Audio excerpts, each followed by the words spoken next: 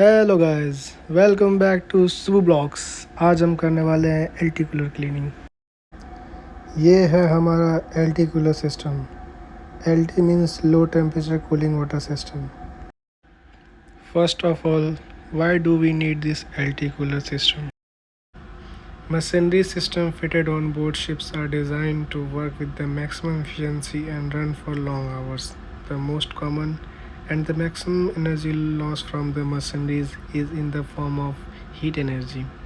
This loss of heat energy has to be reduced or carried away by a cooling medium, such as central cooling water system, to avoid malfunctioning or breakdown of the machineries. तो अभी हम देखने वाले हैं fresh water fluid कहाँ से इन हो रहा है, कहाँ से आउट हो रहा है। तो जो हमारा जो ये एल आउट है नीचे साइड में, ये एल आउट, यहाँ से एल आउट होगा, जो एल इन होगा वो टॉप साइड से होगा, एल इन। सेम वे जो हमारा सी वाटर है वो अपोजिट डायरेक्शन में है। सी वाटर इन नीचे से होगा और सी वाटर आउट ऊपर से होगा। ये green colour walls, green colour हमेशा सी वाटर को डिनोट्स करता है। सो ये सी वाटर वॉल है, ये सी वाटर इन है और ऊपर में सी वाटर आउटलेट है। और यहाँ से साइड से एक बाईपास गया है जो सी वाटर एल्टी कूलर को सी वाटर के थ्रू बैक फ्लश करने के लिए दिया गया अलग। अभी हम एल्टी कूलर फ़िल्टर क्लीन करने वाले हैं। इसके लिए हमने सभी सी वाटर इन आउट दोनों वॉल और सर्कुलेशन वॉल भी क्लोज़ कर दिए हैं। ये है एल्टी कूलर फ़िल्टर, इसको हम क्लीन करके वापस बॉक्स पैक करने वाले हैं।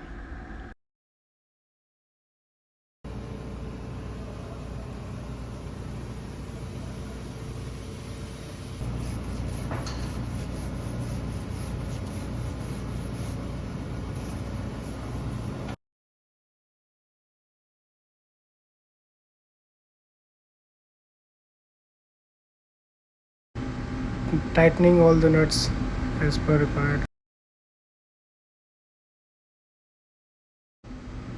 ये एल्टी कूलर टेम्परेचर कंट्रोलर है, यहाँ से एल्टी कूलर का टेम्परेचर कंट्रोल करते हैं और रेड कलर में बाईपास वाल्व है। एल्टी वाटर को कूल करने के लिए हम सी वाटर यूज़ करते हैं।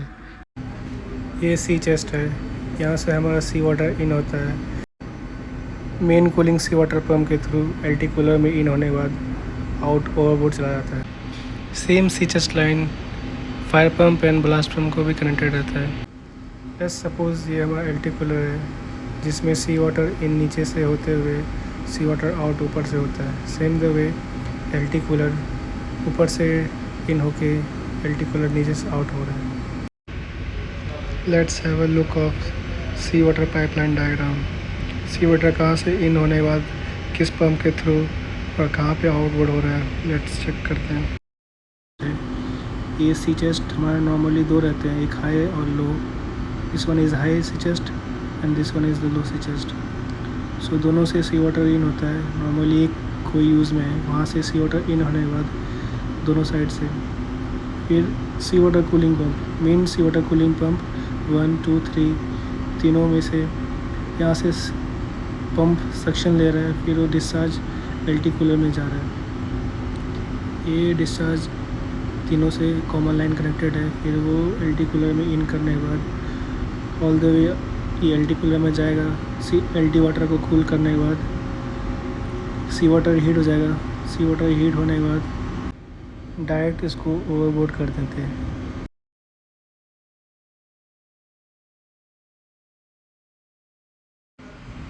Same thing you can see in the panel also, high sea chest and low sea chest, from where seawater enters and goes to various pumps, ballast pump, fire pump and GS pumps. Main cooling seawater pump will take suction from here and all the way enters into the LT cooler and out to the overboard. अभी हम LT cooler का pipeline diagram check करने वाले हैं। This is LT cooler fresh water cooling system pipeline diagram. ये हमारा LT cooler है, LT cooler number 1 and number 2। These three are LT pump. We have 3 LT pumps.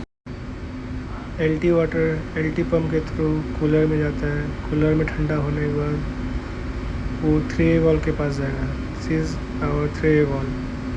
यहाँ से अगर टेम्परेचर सब कुछ सही है फिर वहाँ से आउट होके वेरियस मशीनरीज में जाएगा। वेरियस मशीनरीज लाइक ये हमारा इंस्टेंट लूब ऑयल कूलर है। इंस्टेंट लूब ऑयल कूलर को फिर ये generator number 1, generator number 2 and generator number 3 same water branch होने के बाद lube oil cooler main lube oil cooler में जाएगा। यहाँ से आउट होने के बाद all the way it will go to the expansion tank. Same way it will goes to the air cooler as well. It will go to the LSMGO chiller plant. सभी line से out होने के बाद ये expansion tank में जाएगा। This line continues from lube oil cooler, main lube oil cooler, then connected to deaeration tank. From here it will go to the expansion tank.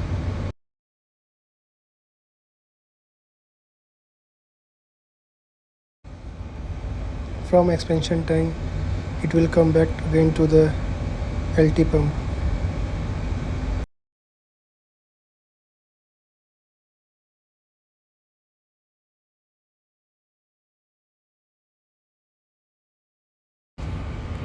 Same way ये cycle चलता रहेगा.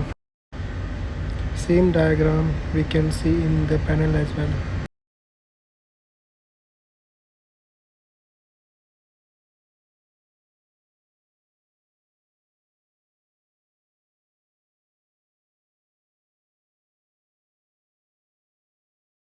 Thank you for your timing. Stay tuned for more updates.